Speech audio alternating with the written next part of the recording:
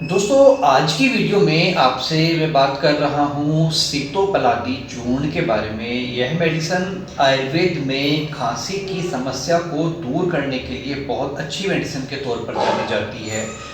Video में आपसे मैं चर्चा करूँगा किस तरह की यह दवाई है, क्या क्या इसके फ़ायदे हैं, किस तरह की जड़ी बूटियों का यूज़ इसको बनाने के लिए किया जाता है, इस मेडिसिन के सेवन काल में क्या सावधानियां आपको रखनी चाहिए और इससे जुड़े हुए दूसरे पहलुओं के बारे में। तो अपनी वीडियो के मेन पार्ट को शुरू करते हैं और सबसे पहले मैं आपको इंट्रोड्यूस कराता हूं इस सीतोपलादी चूर्ण के साथ में। तो फ्रेंड्स, जैसा कि आप देख रहे हैं मेरे पास में जो डिब्बी रखी है यह है बैद्यनाथ का सीतोपलादी चूर्ण। फ्रेंड्स, बैद्यनाथ कंपनी का नाम है और सीतोपलादी दवाई का नाम है। मार्केट में आपको दूसरी बहुत सारी कंपनियां जैसे कि डाबर, धूत पापेश्वर, झंडू, पतंजलि इत्यादि कंपनियों का भी यह सीतोपलादी चूर्ण इसी नाम से मिल जाता है। फॉर्मूलेशन सबका सेम होता है, किसी भी अच्छी कंपनी का खरीद कर आप सेवन कर सकते हैं। अब बात करते हैं हम इस मेडिसिन के फायदों के बारे में। उससे पहले मैं आपको बताता हूं कि इसको बनाने के लिए किन किन जड़ी बूटियों का यूज किया जाता है। तो फ्रेंड्स, यह जो मेडिसिन है सीतोपलादी चूर्ण, इसको बनाने के लिए कुल मिलाकर के 5 मेडिसिन यूज में लाई जाती हैं, जिसमें सबसे प्रमुख जो हिस्सा रहता है वह रहता है मिश्री। मिश्री की आधी इसमें मिलाई जाती है वंशलोचन। वंशलोचन से आधी मात्रा में इसमें रहती है छोटी पीपल। छोटी पीपल से आधी मात्रा में इसके अंदर इलायची मिलाई जाती है और इलायची की आधी मात्रा में इसके अंदर दालचीनी का प्रयोग किया जाता है। तो यह एक इसका फिक्स फॉर्मूलेशन रहता है। इसी ही अनुपात में यह सामान लेकर के इनको एक साथ बारीक कूट पीस करके कपड़े में छान करके आप घर पर भी इस मेडिसिन को तैयार कर सकते हैं। अब बात करते हैं कि इस मेडिसिन से हमें फायदे क्या मिलते हैं। तो फ्रेंड्स, ये जो सीतोपलादी चूर्ण है, इसका जो प्रमुख घटक द्रव्य है या कहिए कि मेन इंग्रेडिएंट है वह माना जाता है पिपली को, अर्थात छोटी पीपल जो रहती है वो इसका प्रमुख द्रव्य है। इसके साथ में इलायची और दालचीनी, इसके अलावा वंशलोचन, ये सभी ही मेडिसिन हमारे रेस्पिरेटरी ट्रैक्ट के ऊपर विशेष रूप से अपना प्रभाव दिखाती हैं। ऐसी कंडीशन जब बार बार खांसी की समस्या बन रही हो, उसके अलावा ऐसी कंडीशन कि जब सूखी खांसी बहुत ज़्यादा हो, सूखा धसका सा उठते रहता हो, और इसके अलावा ऐसी कंडीशन कि जब प्रोडक्टिव कफ हो, बार बार बलगम आता हो, थोड़ा सा भी आप खांसते हैं और मुंह के अंदर म्यूकस की क्लोटिंग आ जाती है जिसको बाहर थूकना पड़ता है, तो सभी तरह की खांसियों में यह आपको बहुत अच्छा लाभ करती है। फर्क होता है इसको सेवन करने के तरीके के बारे में। यदि आपको केवल सूखा धसका है, गले में इरिटेशन है, खिचखिच की समस्या है, ऐसा लग रहा है कि कोई कांटा गले में लगा हुआ है, तो ऐसी कंडीशन में आप इस पाउडर को मुंह में डाल करके और धीरे धीरे इसको अपने सलाइवा के साथ में मिक्स करके गटक सकते हैं। गले को बहुत ही सूदनिंग इफेक्ट ये देता हुआ जाता है। उसके अलावा यदि खांसी की समस्या है, सूखी खांसी, रोगी बार बार खांसता रहता है बहुत जोर जोर से और खांसते खांसते चेहरा भी लाल पड़ जाता है, बिल्कुल भी कफ नहीं निकलता है, बिल्कुल ड्राइनेस कंडीशन कॉज हो जाती है, ऐसी कंडीशन में यह सीतोपलादी चूर्ण आपको सेवन करना चाहिए शहद के साथ में। 1 चम्मच अथवा आधा चम्मच शहद लेकर के उसमें आधा से 1 चम्मच सीतोपलादी चूर्ण को मिक्स करके आपको चाट चाट कर खाना चाहिए। तो यह सूखी खांसी को एकदम से शांत करता है, रोगी को बहुत अच्छा आराम यह पाउडर देता है। इसके अलावा ऐसे रोगी जिनको किसी भी तरह के इन्फेक्शन के कारण बहुत ज़्यादा कफ फेफड़ों में भर गया है, ऐसे रोगियों के लिए यह सीतोपलादी चूर्ण जो है गुनगुने गर्म पानी के साथ में सेवन करना अच्छा रहता है।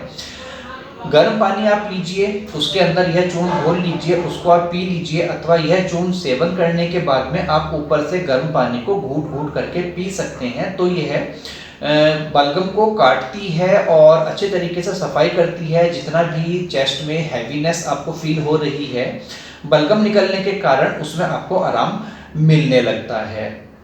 इन सब समस्याओं के अलावा फ्रेंड्स, यह मेडिसिन सीतोपलादी चूर्ण यह आपको ट्यूबरक्लोसिस के रोग में खांसी हो जाती है उसमें भी फायदा करती है।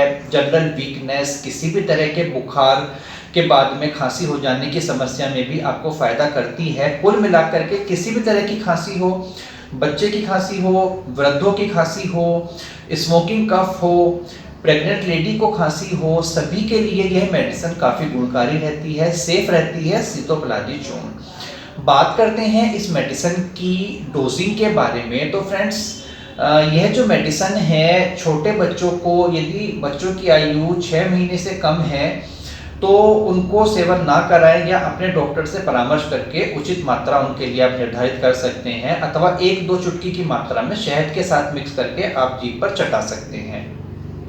यदि बच्चे की आयु 6 महीने से अधिक है, उसको दांत निकलने लगे हैं, 2-3 साल तक की आयु में लगभग आधा ग्राम की मात्रा में आप सितोपलादी चूर्ण उनको दे सकते हैं शहद के साथ में, अथवा पानी के साथ में घोलकर चम्मच की सहायता से उनको आप सेवन करा सकते हैं।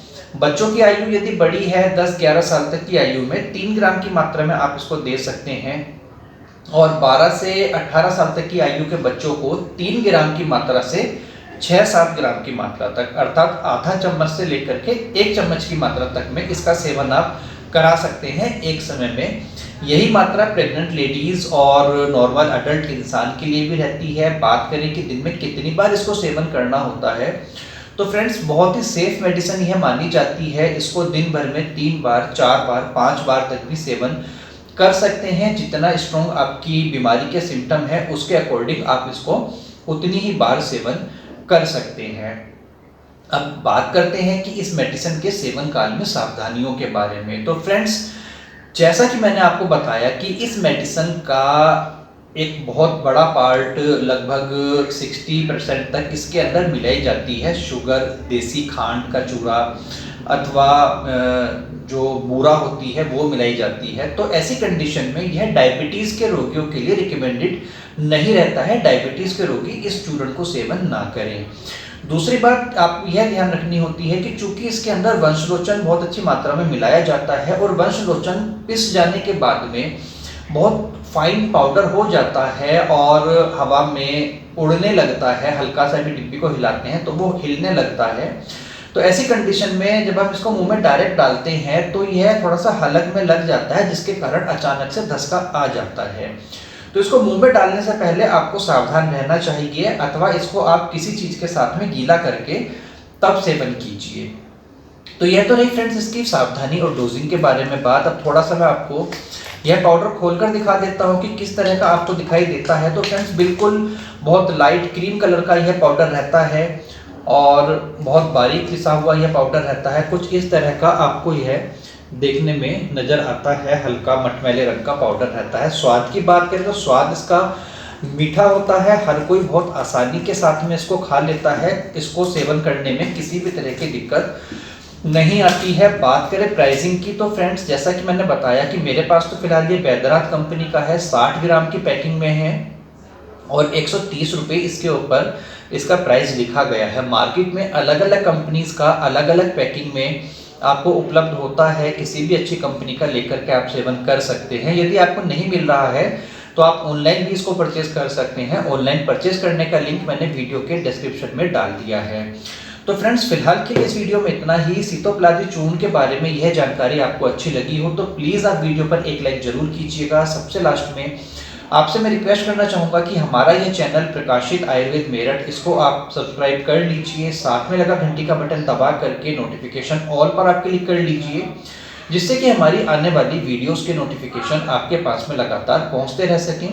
बहुत जल्दी ही एक और नई वीडियो में किसी नई मेडिसिन की जानकारी के साथ में आपसे मैं मुलाकात करूंगा। तब तक आप अपना ध्यान रखिए, सुरक्षित रहिए। धन्यवाद दोस्तों, नमस्कार।